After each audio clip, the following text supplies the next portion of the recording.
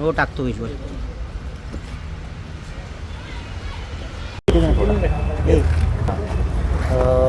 काय सांगाल तुम्ही आता पोलिसांशी भेट घेतली, काय माहिती द्या? कल्याण पूर्वेला हा कलंकित लागलेला प्रकार आहे. अतिशय गुन्हास्पद प्रकार हा या कल्याण पूर्वेला एका लहान मुलीवर झालेला आहे.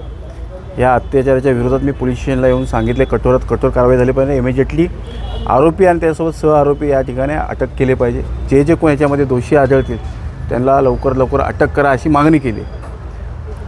मला या ठिकाणी असं सांगायचं की स्थानिक पत्रकारांना माहिती आहे की हा जो आरोपी आहे ह्याला इथल्या स्थानिक नेत्यांचा त्याला नेहमी वर्गस्त आहे. मागच्या वेळेस पण त्याला इथल्या स्थानिक पुढाऱ्यांनी त्याला सोडवलं. त्यामुळे आज मला वाटतं जर त्यावेळेस कठोर कारवाई केली असती तर आज हा दिवस बघायला लागला नसता.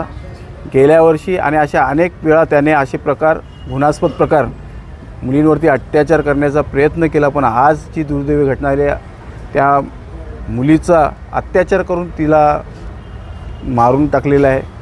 निर्दयी असं मारलेलं आहे.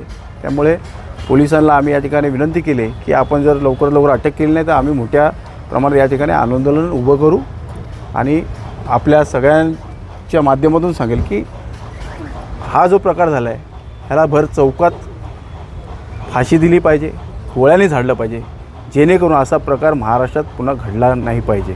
कोण आरोपी आहे का माहिती आहे का? आरोपी जो आहे इथल्या संशयास्पद आरोपी म्हणून त्याला इथं सांगतायत.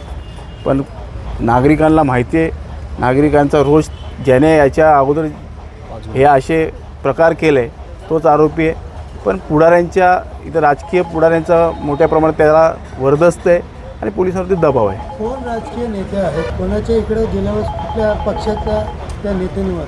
आता इथल्या स्थानिक सगळ्या पत्रकारांना माहिती आहे. त्यामुळे आता जोपर्यंत त्याला अटक होत नाही तोपर्यंत आपल्याला त्या ठिकाणी सांगता येणार नाही.